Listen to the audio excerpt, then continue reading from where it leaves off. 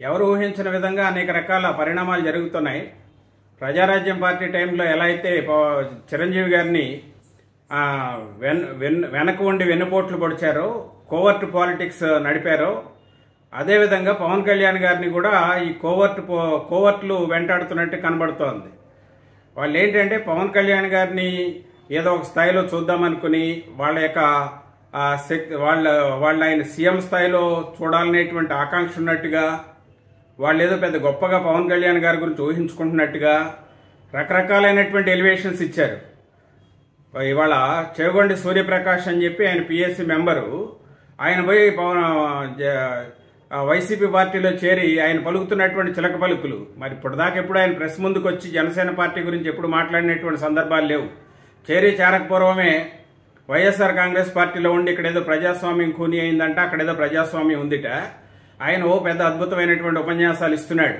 ఒక పక్కన వాళ్ళ నాన్న కాపు సంక్షేమ సేన అని చెప్పి పెట్టి మరి రాష్ట్ర వ్యాప్తంగా కమిటీలను ఏర్పాటు చేసి పవన్ కళ్యాణ్ గారికి మద్దతుగా మేము ఉంటామని చెప్పి ఎన్నికలు వచ్చే సమయంలో కేవలం 40 రోజుల వ్యవధిలో వాళ్ళు ముసుగు తీసుకున్నటువంటి పరిస్థితి, ముసుగు తీసి వాళ్ళ యొక్క నిజ స్వరూపాన్ని వాళ్ళ ప్రపంచానికి చాటి చెప్తున్నటువంటి పరిస్థితి.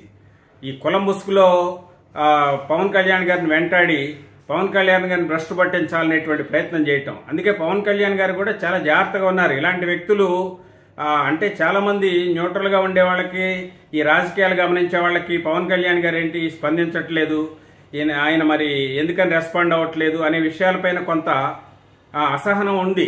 కానీ యాక్చువల్గా ఏంటంటే ఆయనకు తెలుసు అన్ని ఏం జరుగుతుంది. ఇలాంటి కోవర్టులు, ఇలాంటి వ్యక్తులు చాలా మంది ఉన్నారు. వీళ్ళు పవన్ కళ్యాణ్ గారిని భ్రష్టు పట్టించడం కోసం ఆ రోజు ప్రజారాజ్యం పార్టీలో ఏ రకంగా అయితే చిరంజీవి గారిని వెన్నుపోటు పాడు చేశారో, ఆ పార్టీని నాశనం చేశారో, అదే పద్ధతిలో ఈరోజు జనసేన పార్టీని కూడా భ్రష్టు పట్టడానికి వాళ్ళ ఇప్పుడు ఇతను ఒక్కడే వచ్చాడు, ఇంకెంతమంది వస్తారో చూడాల్సినటువంటి అవసరం ఉంది.